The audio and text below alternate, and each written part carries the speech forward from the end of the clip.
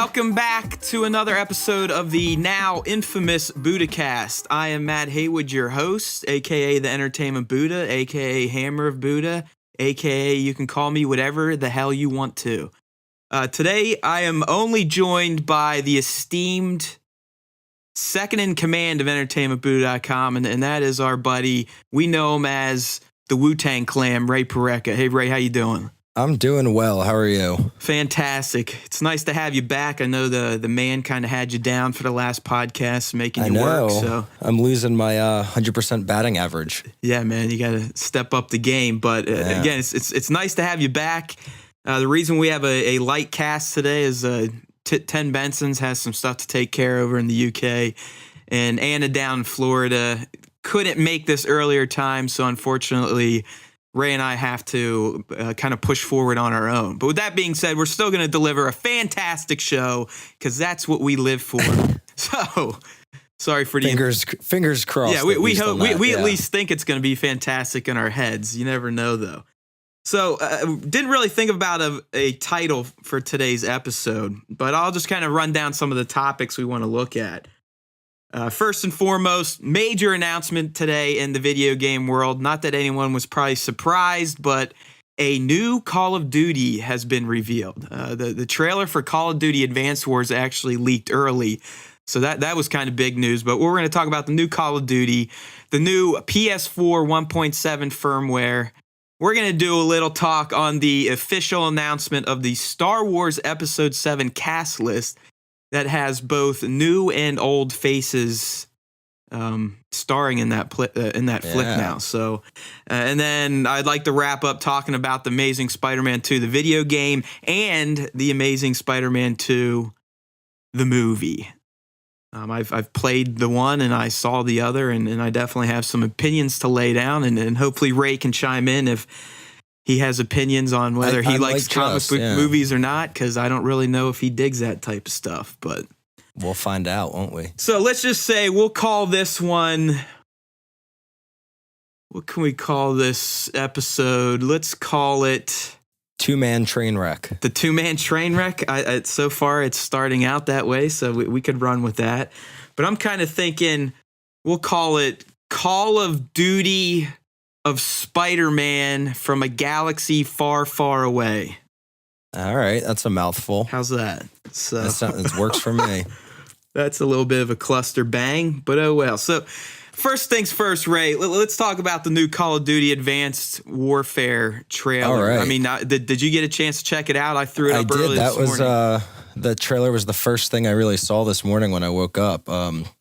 It was all over the internet, so of course I had to click and watch. So what was your first take? What was your first opinion of it? I mean, me at least, you gotta love digital Kevin Spacey, if anything. Yeah, you know what? My first reaction really, I guess the first shot you see in the trailer, if I recall, is Kevin Spacey. And I said, damn, that's cool that it's Kevin Spacey. But otherwise, my second thought was, why? I don't know. I'm not a giant fan of the franchise. I think graphically it looked awesome, but really other than having Kevin Spacey as like a famous name to attach to the project, it kind of seems to me like doing that is a desperate sort of grab for an extra headline.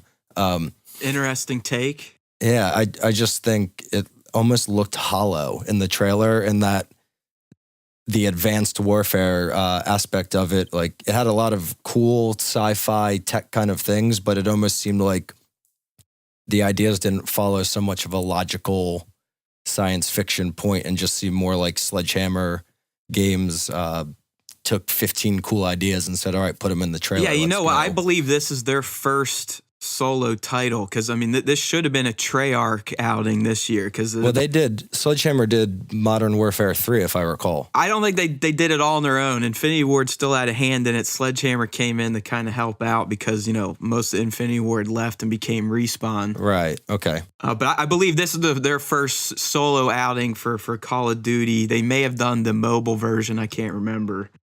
But yeah, I mean, when I checked it out, obviously, no surprise Call of Duty's coming out. And what kind of cracks me up is whenever we get a new Call of Duty announcement, is everyone in the gaming world lets out a collective, oh man, another Call of Duty. It's getting so old. And I just want to go. But they still buy it. Yeah, that's what I was going to say. Is like, listen, people, if you don't want Call of Duties coming out every year, don't make sure that it makes $500 million in the first 2 days it comes out.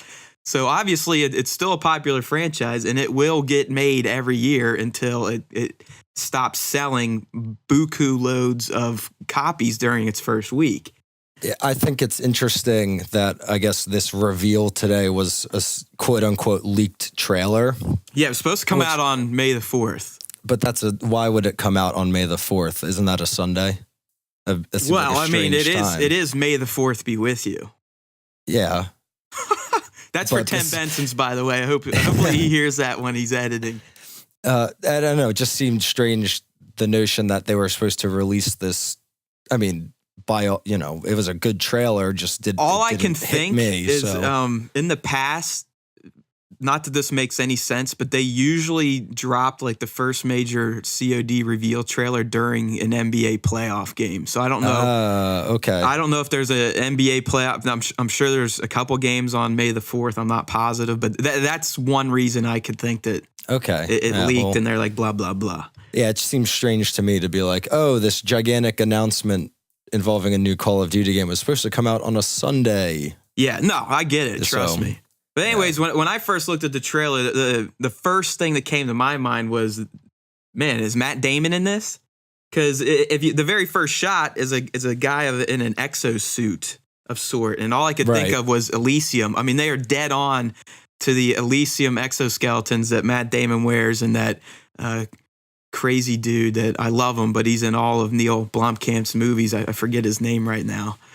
But that's what I thought. So by the end of it, I was like, man, this is Call of Duty Elysium of cards, thanks to the Kevin Spacey reference. But visually, it was supposedly in-game footage from the Xbox One version. Yeah, I don't buy that. That's not all in-game footage. I mean, I think the Kevin Spacey parts definitely are not. I mean, they looked more like a cinematic.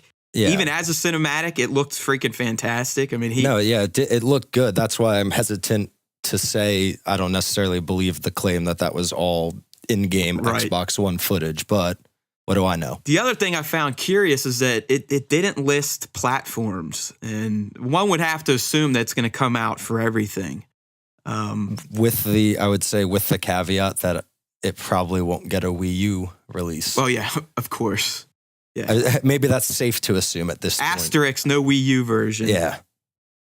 But, maybe it is only going to be for the PS4, the One, and PCs, but I highly doubt that. There's no way Activision's going to miss out on the PS3 and Xbox 360 crowd. So, with that being said, the game probably still won't look as good as it could have looked, because we talked about this before. When you develop a game for old gen and current gen, you are sacrificing resources. Right, but maybe it goes strictly Xbox One, PC, and PlayStation 4, and then they have one of their other companies. They could have them working on, kind of like the Respawn Titanfall for the Xbox One, and then they had someone else do the 360. Yeah, that could work.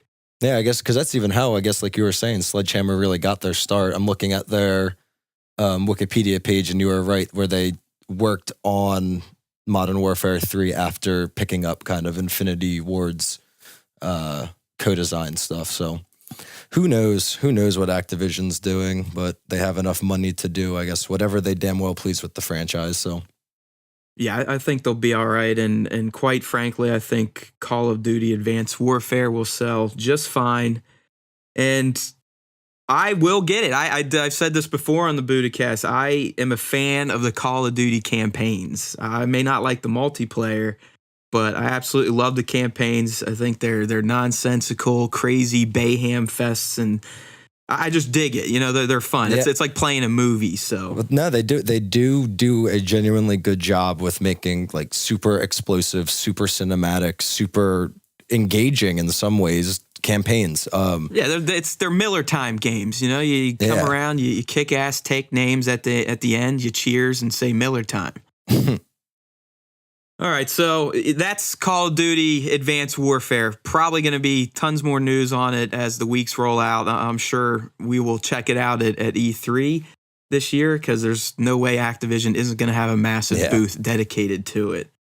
So let's transition into the other gaming topic, and that is the PS4's 1.70 firmware update that rolled out this week. Yeah. The biggest change that I've noticed, I haven't got to play around with it too much, but the biggest addition is an app called Share Factory. Right. Yeah, they've been pushing that one hard the last couple of days, actually, I guess, before the update actually came out. Yeah, no, you're right. We actually put out a couple demo videos of the PlayStation blog team actually showing you what you can do with Share Factory. And I mean, let's be real. This is their answer to Upload Studio from the Xbox One. I mean, up until now on the PS4, the only way to edit video would be to upload it to Facebook, download it from Facebook, and then make your changes and then upload it wherever, blah, blah, blah. Now with Share Factory, you actually have video editing software embedded on the PS4, and it allows you to take your gameplay clips and add special effects to them, transitions. You can import your own music. It wraps like a slick PS4 wrapper around it. It looks like you can put sticker graphics and other things in there.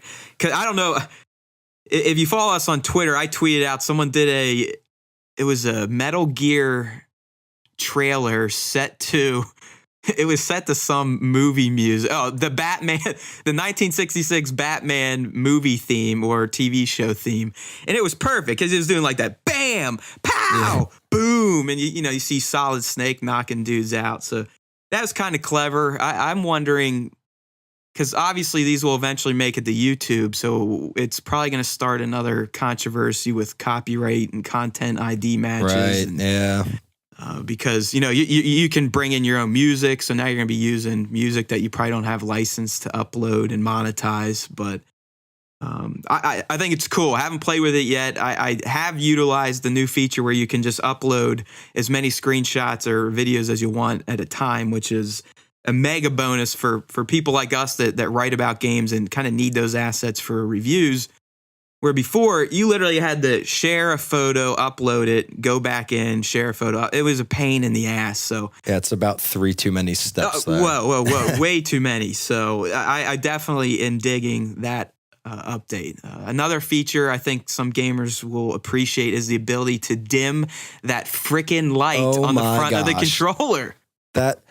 That's by large the best part of the 1.7 update, specifically for the fact that from the first day the PlayStation 4 was revealed and they showed the DualShock 4, everyone said, Sony, can we dim that light in a given situation? And they flat out said no, they needed it to be that bright at all times.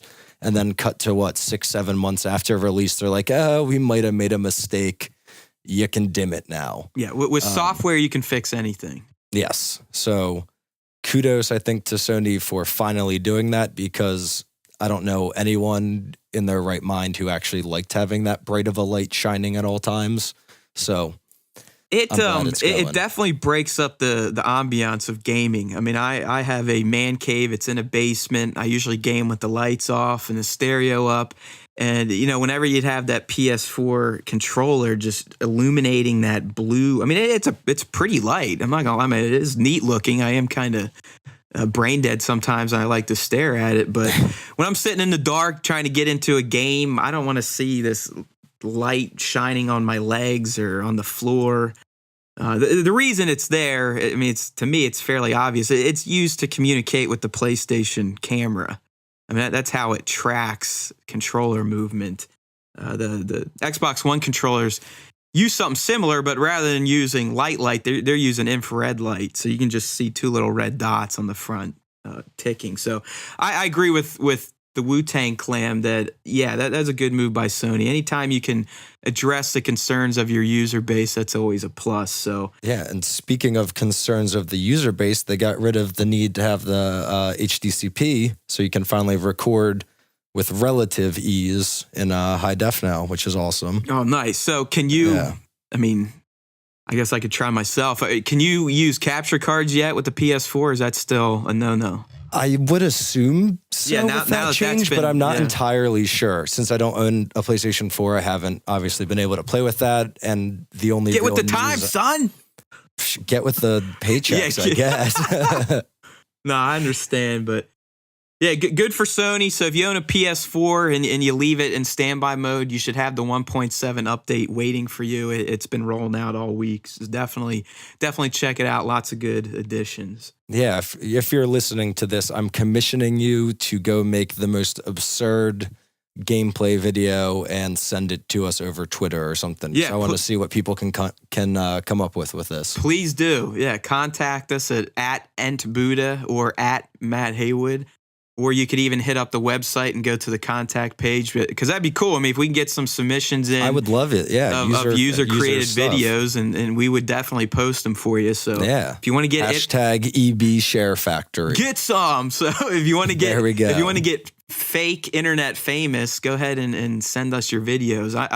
I'm hoping to have a video ready for the Amazing Spider-Man 2, which I've been playing for the PS4. Right. And I may just do my review using Share Factory just to kind of do a test of it. So that should be pretty I bet neat. you that'll make the whole video review process super easy, actually, if you can edit it as easily or, as professionally as it kind of that's in their video. That's what I'm interested in finding out, because I think using a controller to do precise trims could be tricky, but I haven't looked at the software yet. Maybe it's simple, maybe it's not. So maybe the touchpad's integrated on the controller and you can actually like finger in a cursor at a chop point. Yeah. So well, that's what they did with the keyboard. I saw they made sure that the finger pad or whatever. you can type. Yeah, well. you can type with the pad. And honestly, speaking of that pad, not a maxi pad, by the way. It's more useful than I thought. When I first saw this, last year when Sony introduced the console and the controller, I was like, yeah, that could be kind of gimmicky, blah, blah, blah. But now that developers are starting to use it, I actually do like it. I mean, it has some functions. In Infamous, I believe you could use it to scroll around the map. So you just drag your finger to get around the map. That's kind of cool. And then with the Amazing Spider-Man, it's basically like the start button, which you can't miss that thing because it's some big honking square. So that I kind of like that too. No, that's smart. I think there's, like you said, there's a lot of meaningful ways to incorporate that where it doesn't feel like developers are kind of like, well, we have to use this. Forced It's all gimmick. the controller. Totally. Yeah. So Sony has really done a bang up job with the PS4 so far. We just need some more exclusive titles and more games built just for the PS4, Xbox One, because until we get those games, you're truly not going to get the coax all the power out of the PS4, which is clearly evident in Infamous. I mean, it's still right now the best looking game for consoles, and I think it will hold that title for a couple more months for sure. All right, so that's our PS4 update. I guess since I was already talking about, let's transition right into the Amazing Spider-Man 2, the video game. So the first things first, Ray, I want to ask you, did you ever play the Amazing Spider-Man game? Came out, a couple years ago when the movie was rebooted? No, I have not. And I want to first go on the record and say I absolutely love the title that licensed video games get, where it's like The Amazing Spider-Man 2, the video game, or the King Kong game, where it was Peter Jackson's King Kong, the movie, the video game. So I've always had a soft spot in my heart for any licensed movie games because they always get ridiculous titles, and a lot of times they're pretty terrible. Oh, they're usually awful. Way. Yeah, for sure. But no, I have not played a Spider-Man title since Spider-Man 2, the Tobey Maguire saga back in, 2000? Isn't that considered the de facto standard for Spider-Man games? I think that no matter what Spider-Man related game comes out, that's definitely what people compare it to.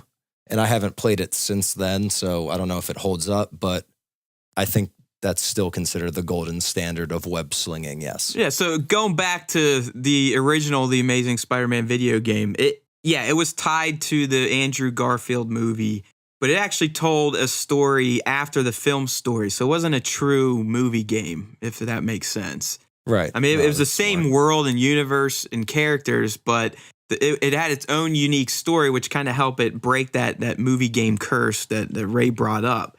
It was a fun ass game. I mean, there's nothing else to say. I mean, you are Spider-Man in an open world New York, and you can fling your webs and web sling through city corridors and streets, and it did give you that feeling of being a superhero with spider-like powers. So transitioning to 2014, we have the sequel just released today, the movie that is, and then the game released earlier this week.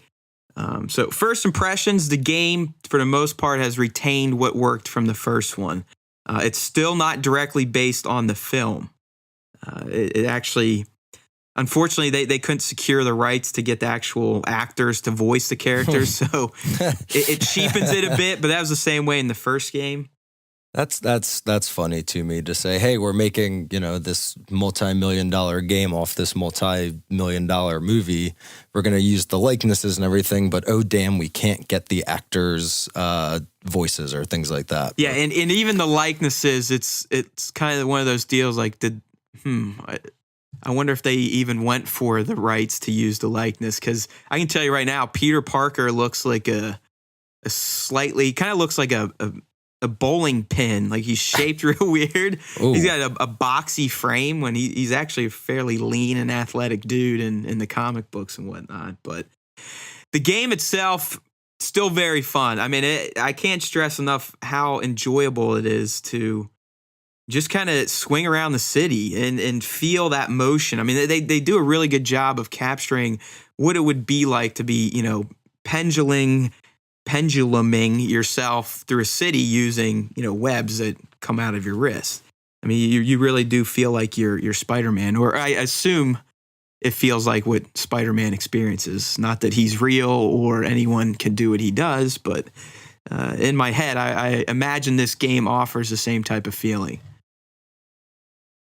Visually, it's rough, which is that was what I was waiting to say. It doesn't look super pretty, unfortunately enough. No, and on the PS4 and I'm sure the Xbox One, it's going to have an extra level of shine, but it's grim. I mean, I'm talking. You sit there, Spider-Man, he can go to the top of buildings. You can look at the vista of the city. And outside of the immediate buildings, I mean, the background paintings are awful. I mean, they're just like smudgy brown buildings and like muddied up skies, and it is just an eyesore. Yeah, I've seen some like short videos of people, going over highways or roads and whatever. And as soon as you cross like a certain height or distance from the road, the cars pretty much are turning into rectangles, and there's no people about the city, and trees look awful. It gets cheap looking, and it's a shame because it is a fun game to play. But when you buy games for these consoles now, you kind of expect a certain level of polish, and that is not present. And I've seen other things where I was talking to Harry Osborn in a cutscene. And every time the dude lifted up his glass to drink, this huge gold rectangle would show up on the screen. I mean, it was an obvious glitch. Huh. And, you just look at that and you go, that's just, someone didn't take their time in Q&A or someone was just like, hey, let's get this out the door. The movie's coming out. Because those types of visual glitches and junk like that really shouldn't make the light of day for a production game, in my opinion. No, I think at this, and the date and all the technology we have right now, there's not a snowball's chance in hell that stuff like that should happen. It's unfortunate when it does, because it kind of shows that there are still some corners being cut in game design, despite how good everything could and should in theory look. So yeah, it's honestly probably one of those things where I don't want it to sound like we're taking a shit on the developers, because I never think a developer sits there and goes, yeah, I'm going to put this out even though I know it's not working perfectly. I mean, in the real world, let's be honest, there's budgets, there's pressures from, white guys in suits sitting there to, hey guys, let's get the game out, money's time is money, blah, blah, blah. We got to hit our date. We got to hit the street date. So in a game like The Amazing Spider-Man 2, when I see things like this, I believe, or at least I hope, it's a result of pressures outside of the development studio that they have no control over. I mean, they don't come up with these huge budgets. They're given the budgets by, the people at Activision.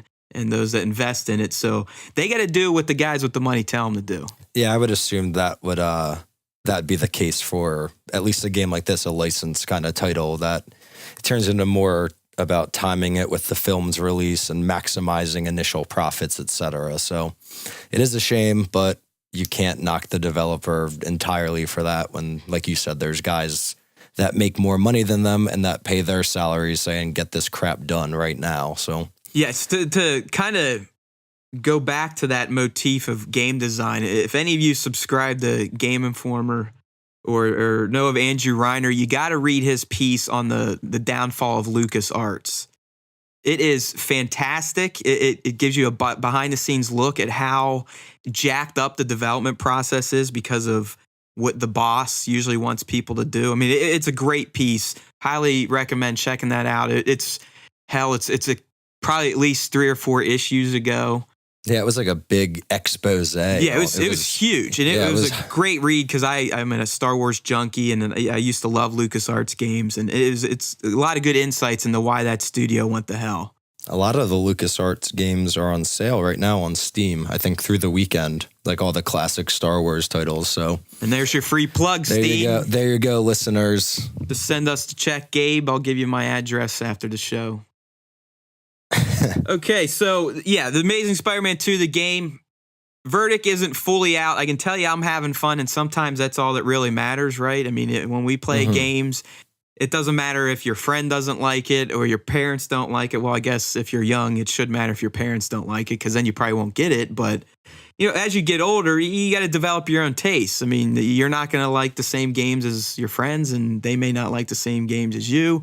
But in the end, if a game can entertain you, I don't see anything wrong with that, even if it has some issues. And trust me, The Amazing Spider-Man 2 does have a fair amount of issues, one being a crazy camera, and the other ones we talked about with some of the graphics. So that's Amazing Spider-Man 2. I should have a final review out next week on The Sizite. So we're talking about Spidey. Why not go into his... yeah, he was in a movie that came out recently, right? There's a movie that just dropped. It was a small budget indie flick. That's why I haven't heard of it. Yeah, I think it's only playing in art houses right now, and maybe in LA and New York City. It might hit the broader American population if it does well there. But yeah, this real small film, it had a tiny budget of $200 million. It's out today now in America. It's The Amazing Spider-Man 2 starring Andrew Garfield, Emma Stone, Paul Giamatti, Jamie Foxx. Who am I missing? Some other people. The kid from Chronicle. Yeah, Dane DeHaan.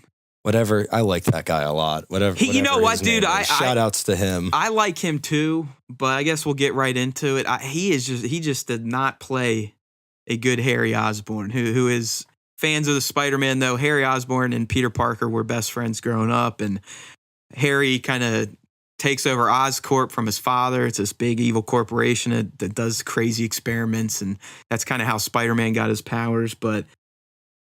And then, Harry comes back, and him and Peter are still buddies, but then Harry, he's dying, and he needs something to keep him alive, so he injects himself, and it kind of turns him into the Green Goblin, so whatever. But yeah, just not a good casting choice for the Green Goblin / Harry Osborn in The Amazing Spider-Man 2. Right. I without having seen the film, I could probably agree with that. And that, as I said, I like that kid a lot, and he plays like a great troubled young person. But, totally.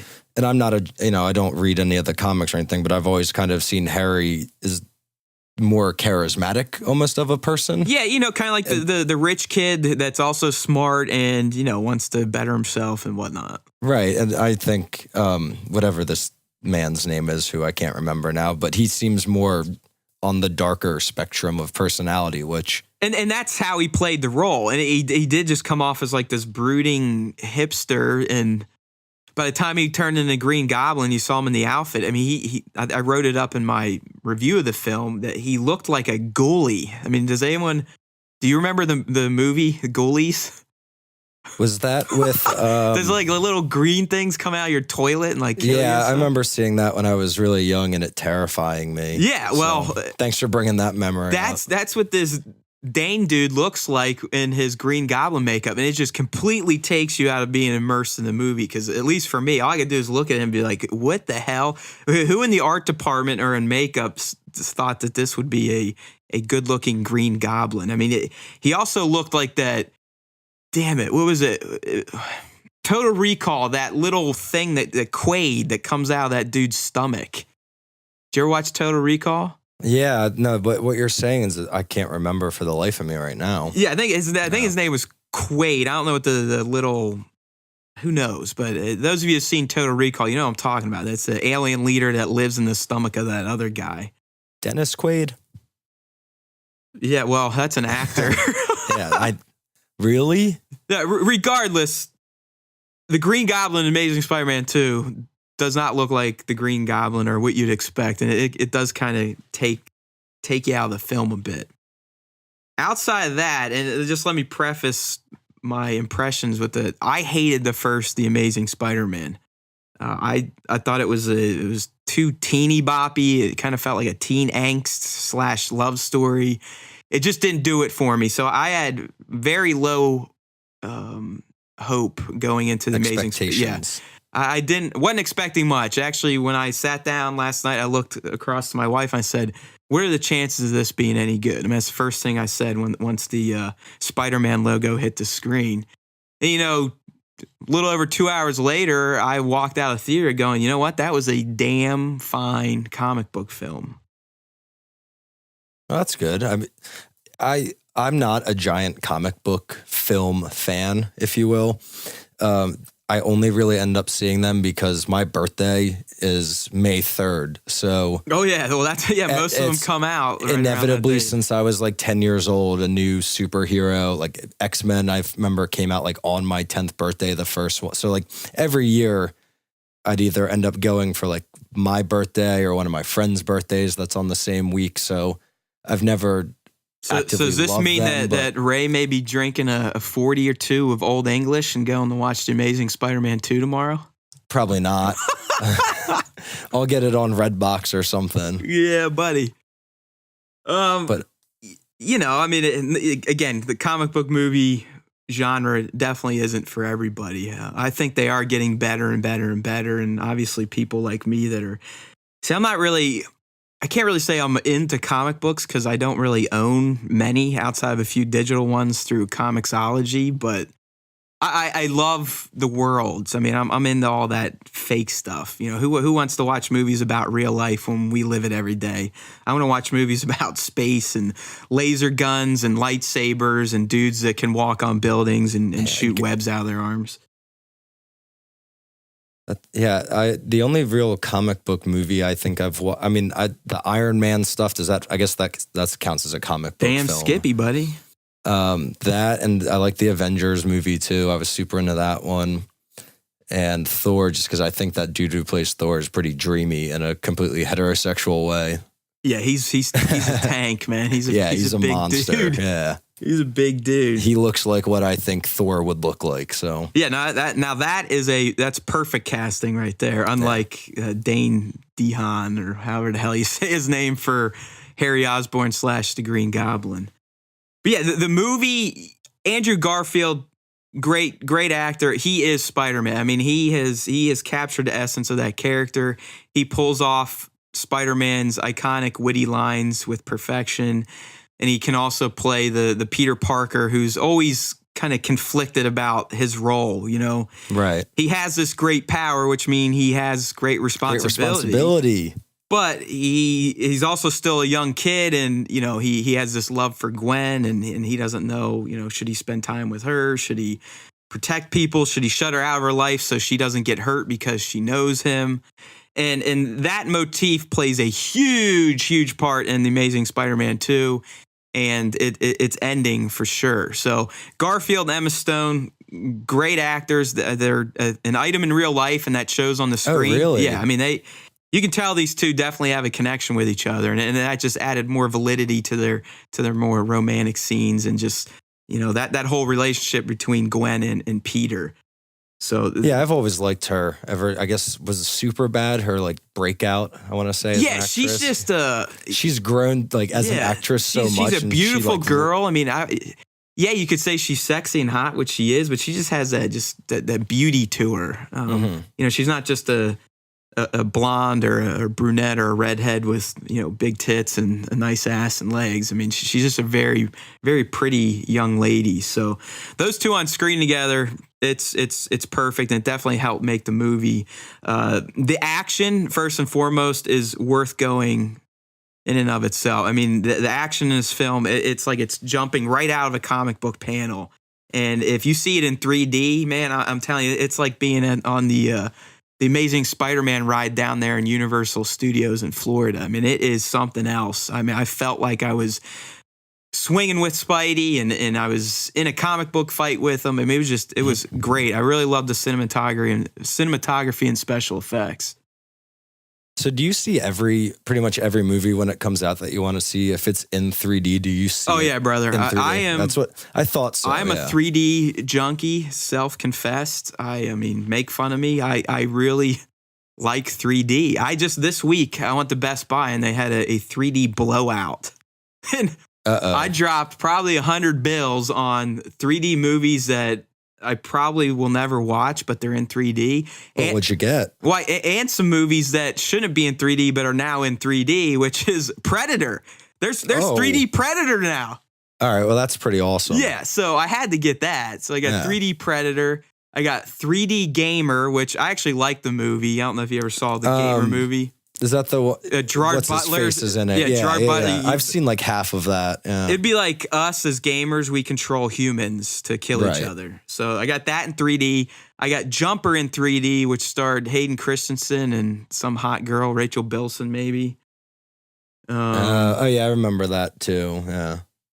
There might have been one or two more. So yeah, I mean, I'm definitely in the 3D. I appreciate the effect, and when it's done right, I really do think it kind of immerses you a little bit deeper into the movie, and that definitely happens in The Amazing Spider-Man 2. Now I want to see like Alien or Aliens in 3D. Hey, it may happen. I mean, my fingers are all. I will buy that if it comes out. They went back and, like I said, they went back and did Predator. They went back and did iRobot. It seems they're starting to go back and Jurassic Park. Yeah, Jurassic Park for sure. So I like 3D. If you have a chance, definitely check the movie out in 3D.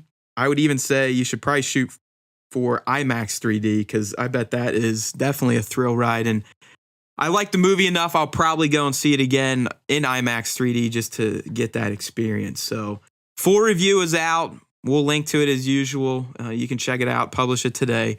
I gave it a 93 out of 100, which is... Yeah, I was reading your review before we went live with the podcast. I was going to say it was very thorough too, especially, you know, in terms of a film review without going too far in depth for things that people, you know, who will plan to see it. You're not ruining anything for them, but they still know what to expect, which is kudos. All right. Well, thanks for that, Raymond. But seal of approval. I try to any type of TV, movie review, and even game reviews. I consciously try to not give away too much of the story, and definitely never any spoilers, because there's at least one major spoiler in this movie that I may have foreshadowed in my review, but I didn't flat out say it. So glad you noticed that. But yeah, check it out. I enjoyed it way better than the first The Amazing Spider-Man. And now I'm definitely excited for the inevitable third The Amazing Spider-Man. I was going to, do they have plans to keep going with the franchise? Oh, I mean, the way they end this, at first, you know, I know you don't know much about the comic, but, you know, there was 3 villains scheduled to be in this movie. You had Electro, played by Jamie Foxx. Right. Jamie Foxx did a good job. I really liked the character of Electro, but I don't think they gave him enough time to develop and really showcase his motivations for hating Spider-Man. Okay. Then they had Harry Osborn, Green Goblin, and then they had the Rhino, played by Paul Giamatti. Oh, that's who Paul Giamatti played? Oh, dude, I awesome. love Giamatti. I mean, he's a fantastic actor. But he just puts on this killer Russian accent. It just does not look like a Giamatti character whatsoever. I mean, he's got barbed wire tattooed on his forehead. So going into it, I was like, man, this could be like Spider-Man 3, you know, the Sam Raimi Spider-Mans, where Spider-Man 3, there were so many villains that none of them got their proper due and just felt like a big clusterfuck. Yeah, that was just a boring movie. That it did. It was terribly boring. Yeah, and I kind of had the same fears going into this, but the way Mark Webb handled one of the villains was perfect, and the way this movie ends is perfect. Because it leaves you with a, you know, kind of like a chilling sense. You're excited, and it kind of gives you an idea of what's to come in the third movie. So yeah, there's definitely going to be a third movie, and it, without giving too much away, those that are in the Spider-Man, we're probably going to start to see the formation of the Sinister Six. Ooh. Which I really didn't even know what that was until I looked it up. So, like, again, we almost need our boy Justin on here because he's the comic book expert, but. Once I looked up the Sinister Six, all the characters are relevant to Spider-Man. So junkies out there will know what I'm talking about. All right, Raymond, I think we got one more small little topic to touch on, and that is Lucasfilm finally came out and confirmed part of the cast, at least the main cast for Star Wars Episode VII, that is helmed by our man and super geek J.J. Abrams. So the cast reveal came out, and it's really no surprise. The old school actors are in it. So we are going to see Harrison Ford as Han Solo. We are going to see Carrie Fisher as Princess Leia. We are going to see Mark Hamill as Luke, and we're going to see Peter Mayhew as Chewbacca, Kenny Baker as R2-D2, and Anthony Daniels as C-3PO. My one gripe with the casting choice is in terms of Kenny Baker coming back. Why didn't they just cast Peter Dinklage? Oh, man. How cool would that have been? Think of that. Man, you know, being a lifelong Star Wars fan, you got to give it to Kenny just because he's been doing it since the 70s. Yeah. I mean, Dinklage is the go-to short person actor right now. I mean, I know. Game of Thrones and his Tyrion Lannister role has blown the dude up. I mean, he's in the X-Men movie. I believe he's in another movie coming up. And he's a fantastic actor. I mean, just because he's short doesn't mean anything. I mean, the dude's a pimp. I don't know if you've ever seen the film In Bruges that he's in, but I think that's like the definitive Dinklage role for me right there. It's tremendous. Yeah, and Colin Farrell's great. Yeah. He is a badass actor. I do love that dude. I mean, he has done Tyrion justice like Martin probably intended for whatever actor was going to play that character. But yeah, man, we got to keep Kenny Baker in the suit. You know, he's just used to cramming himself in that trash can and getting pushed around on set. So, but some of the new cast, and I'm not looking at the list because, quite frankly, I went through it and I was like, who the hell are these people? The only guy that I recognize, and I'm glad for this, is Andy Serkis of Lord of the Rings and the Hobbit fame. And, you know, he played King Kong. He played the Caesar in Dawn of the Planet of the Apes. I mean, the dude, if you know about Andy and his work and his talents, he's easily the best CG worker out there as far as guys that put on those ball suits and really, I mean, there should be an Oscar created for those performances based on his work. I mean, just call it the circus. Yeah, the motherfucking circus Oscar. Well, that's what I was saying. I was reading over the cast list with my girlfriend, and she, much like me, and as you said, I was not familiar with a lot of the names at first, and she didn't recognize Andy Serkis's name. And I was pretty much like, any movie with CGI you can think of, that's the guy. Yeah, he was probably the main character. Yeah. So I'm interested to find out who he's going to play. I mean, is he going to keep up his CG deal, or is JJ going to give him an actual live action role? I would venture to say it'll be a CGI role. Yeah, probably, right? It's going to be a Star Wars movie. So he's tremendous, but he's not the prettiest face either. Yeah, I mean, he's like what they say. He's got a face for radio. Yeah, or for CGI. Yeah. So all the other people. No clue. There's a few interesting like weird connections with with the cast in general. Yeah, I mean some of them are in like Harry Potter movies, Star Trek. The guy who Domhnall Gleeson, I want to say his name is. He was in the Harry Potter one, but he was also in. I think it was him. Was in the new Dredd, like the Judge Dredd film. Okay. And so was Max von Sydow, whatever. Max von whatever. he was in the original Judge Dredd, which is kind of a weird little parallel there. Yeah, I mean, here's my take on Star Wars, people, and it won't be long-winded. It's because it's a rehearsed take, but this franchise is what made me the geek I am today. I mean, I was born in 1980.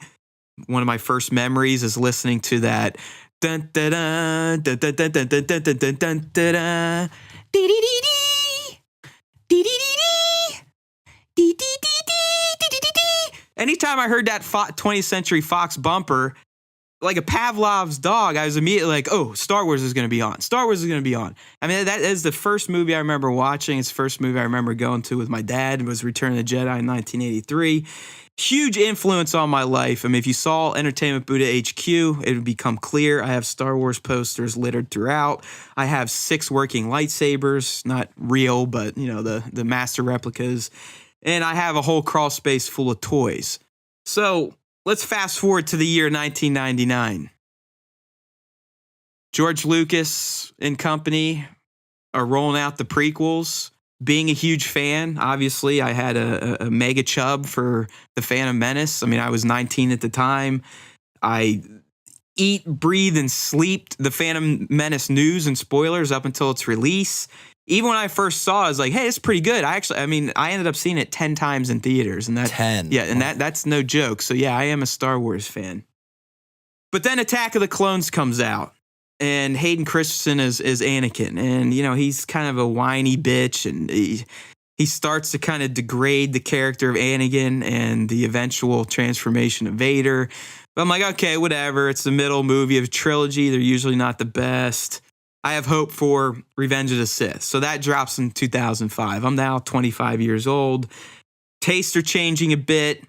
Still a huge fan, still holding out hope that Lucas can save the prequels with at least one bang-up movie. But once again, Hayden Christensen, his portrayal of Anakin and then eventually Vader, and just really the whole story of how he turned to the dark side, it was just bullshit. I mean, it just did not do the character justice. And ever since then, my outlook on Star Wars has been tarnished. The original movies are now tarnished because George has gone back so many times and fucked with them and added stupid, unneeded scenes. And the one that really broke the camel's back for me is when they released the franchise on Blu-ray. And for some reason, he took one of the most powerful scenes in Return of the Jedi and cheapened it with a stupid move. And I'm talking about when Vader is watching his son getting killed by the Emperor. And it finally clicks, like, what am I doing? I'm an asshole. I need to save my son.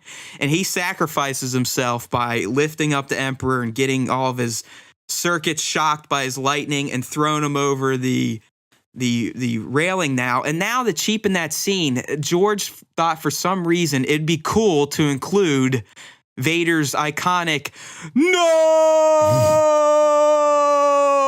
from the end of Revenge of the Sith, and it just fucking ruins that entire scene. And I'd almost tear up at that scene because, you know, as watching it with my dad, you build that bond with each other. I'm like, you know, that's your life film. Yeah, and he's just gone back and has mucked those up so bad that it really, the Star Wars franchise, I can't even bring myself to watch any of the movies. Well, how about, I guess, with the announcement of the 7th film and the cast and everything, they went back and pretty much retconned everything that's not part of, like, the 6 current films at this point. No, you're exactly right. All the games are no longer canon. Like hundreds of novels aren't. Basically, the entire expanded universe, which consisted of books, comics, games. I mean, it had like the most over the top expansive universe. Oh, it was massive. Like I always thought, I never really read any of the books, but I love all the old, the Star Wars games are great, except for.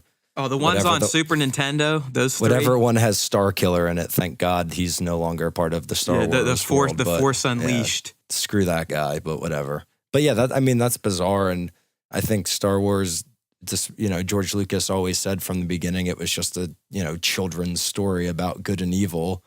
But I think in the 30 or so years past he took that too far in the prequels. You're exactly right. I mean, he took that too far in the prequels and made him too kiddie. He's lost his mind since then and has tried to make the film something they're not. Like you're saying with these, re-release changes that, frankly, as you're saying, they don't make sense. So whatever. It's kind of interesting. It's strange. I think he's just Whosa are you, sir?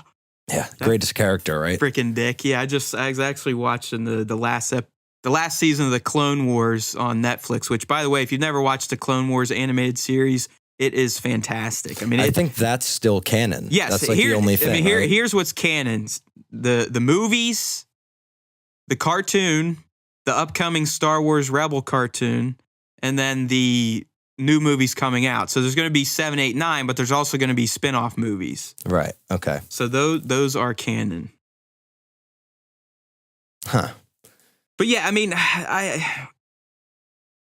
guess I have faith, and when I heard that JJ was going to be the director, I had even more faith that, maybe now that Lucas won't be directly involved, that someone can kind of put a new set of eyes on the franchise and bring it back to what made it so special to not even millions, but billions of people. I mean, let's be real here.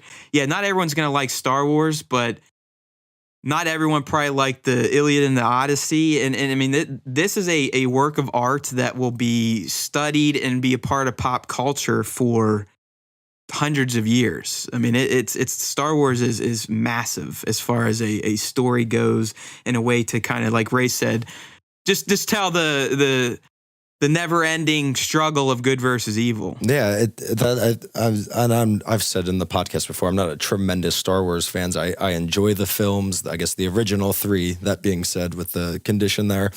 But that's probably the most powerful part of Star Wars, is that it captured, the hearts and minds of so many people since their original release. And the fact that at its core, it's just this simple story of, light versus dark, good versus evil. And that's why people attach so hard to it. Anyone can relate to that. Anyone can find a Sith in their life, or a Jedi, or they may be Jedi or Sith themselves. So I'm hoping JJ kind of rescues it for me, because it does pain me now to be 33 and sit here and know that I have a bad taste in my mouth for easily one of the most influential pop culture franchises on my life. I mean, I haven't, like I said, haven't been able to watch any Star Wars film probably since 2005. No. Yeah. So those of you that are like me, I highly suggest checking this out. It should still be on Netflix. And even someone like Ray, and Ray, you should check it out. It's called The People versus George Lucas. I've seen. I don't know if I've seen the trailer. It's a fanboy I've just documentary. seen the name. Yeah, it's good, because I mean, I don't get on board with people that are like, oh, I'm going to sue George for ruining my childhood, or like those idiots that wanted to sue BioWare for not ending Mass Effect 3 the way they want. I think that's just ludicrous, and people that even pursue that, I think, are kind of mentally unstable. But this documentary brings up some great points, and a lot of, a lot of sentiments I feel other people feel. I mean, they really do feel like, hey, George. And one of the best points they bring up is that George himself, back in the day, he is a pioneer in filmmaking. I mean, the dude is a genius. He invented THX, ILM. I mean, all these. Basically, he was the first one to use digital film and kind of ushered in the era of digital film. So I mean, the dude, not taking anything away from him, but he's kind of do as I say, not as I do type of guy. Because back in the day, I mean, he's on record saying that no black and white movies should ever be changed or color add to it, because you're ruining the integrity of the vision of the director. And then what the hell does he start doing around 1996 or 1994? He goes back and changes all of his original movies and adds in CG effects and new scenes that really add nothing at all to the film. So, like Ray said, I mean, he kind of did get disillusioned, and he's just, I am the almighty George Lucas. I invented Star Wars. I have billions of dollars, and you're going to do what I tell you to. That's the shame of it. Is if that is the case, it's simply the creator thinking he's the lord of his own universe. When at this point, Star Wars' reach has gone so far past just simply being George Lucas's. It's every single person who's ever written one of the books, or every fan who's attached themselves. So it's a shame. It's like getting, he's spitting kind of on that notion. But hey, Yeah, whatever. I mean, he'll probably still have a consulting role on the film, but Yeah, I'm hoping he has to. I'm hoping JJ kind of runs with this bad boy, and Lawrence Kasdan wrote the script, who did Empire. So we're getting some of the players from the original movies back. New school meets old school. Yeah, so I'm excited. I have no clue what the story's going to be about. I believe it's supposed to be set, and this is a very broad time frame, 20 to 40 years after Return of the Jedi. It may even have to be 40 based on the physical appearances of Luke, Leia, and Han now. Because I mean, let's face it, those people are probably pushing their 60s, and I think Harrison Ford is in his 70s. Yeah, Harrison Ford's not looking too good lately. He's looking rough. I saw him. Yeah. Mark Hamill's looking rough, and Carrie Fisher self-admittedly has a drug and alcohol problem, which will ravage anyone's physical appearance. So. But I love that they're in it. I think that's just going to make it even better. And I think there's a lot of exciting stories to tell in that time period post Return of the Jedi. So that will be coming out December 15th, 2000 and something. I think maybe 15, but 2000 question mark. Yeah, who knows? I mean, they haven't even started filming yet. And that, it's going to be a huge production. Yeah, I'm thinking 2016 is what. Or 2000. Wait, we're in 2014, 2015. Excuse me. Yeah, so I think that'd be a stretch shooting, and then how many special effects are gonna have to be added. So we'll see. But Star Wars, I have faith in you. Hopefully, JJ can bring you back into my favor. Not that it matters. I'm just the entertainment Buddha, but let's try to make people like me happy again. Because Star Wars is great and it is special, and I really do hate that I don't love it as much as I used to. Fingers crossed. It's all we can hope for. Yeah. All right, Raymond. So, do you have anything else you want to talk about? Anything you want to share? How about actually, something that just came up today. It looks like From Software, who, as everyone should know by now, my favorite developers, and Sony are teasing a new project called Project Beast, which, according to the leak that surfaced earlier today, or people are saying that it might become Demon's Souls 2. So not too much is known really about it right now. I literally just kind of came across the news item like an hour ago before we started doing this. Didn't they just get bought out by somebody? Katakoa just bought up their shares, and that's another Japanese So is the From Software label going to remain? They just have a new parent owner, or? Yeah, I think what that boils down to, and if you're listening to this and you know more about the Japanese game market than I do, please, let me know what I'm wrong about. But I understand to be Katakoa basically From Software has obviously had such great success with their games coming stateside and selling like hotcakes and building that dedicated fan base. And Katakoa just has never had that success with localization, and it's still been more of a niche thing. So in my understanding, that Katakoa buying up From stock or whatever the actual scenario was is kind of in a play to help their own localization down the road. That makes sense. Yeah, it doesn't seem like a bad thing, and I'm no expert on the actual scenario. So, yeah, it's interesting though that they get bought up, and then, a couple of days later, they're teasing what might just be the one game I've been waiting for. So, well, awesome. Yeah, at least it wasn't one of those buyouts and shut up the studio type of deals. So I think the internet would implode at that point. Yeah, there'd be many Sun Bros and One Bros feeling a little upset. I think you've gotten to say one bro on every podcast so far, huh? It's literally my favorite gaming term of all time. I don't know why. I love that the community dubbed the One Bros and Sun Bros and whatever, man. To each their own. I dig it. It's a cool name. I think that's really that's the only real hot topic. And like I said, I wish I had more time before we started broadcasting today to really look into it.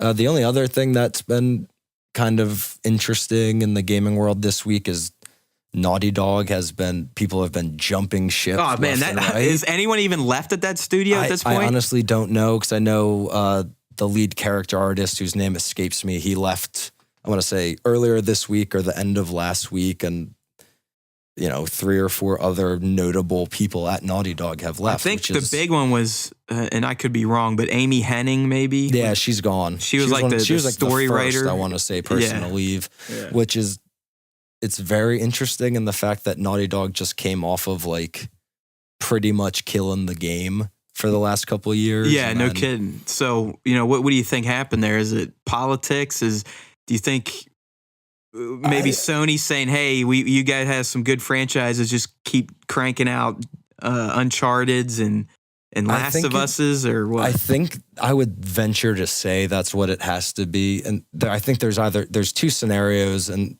that being one of them where they've clearly seen that their games work. So maybe Sony doesn't want them to stray too far from what's already established. And to be honest, I don't think the world needs another Uncharted. Like, let it go. Let this team create whatever the hell they want to. Well, it's coming whether you like it or not. I know.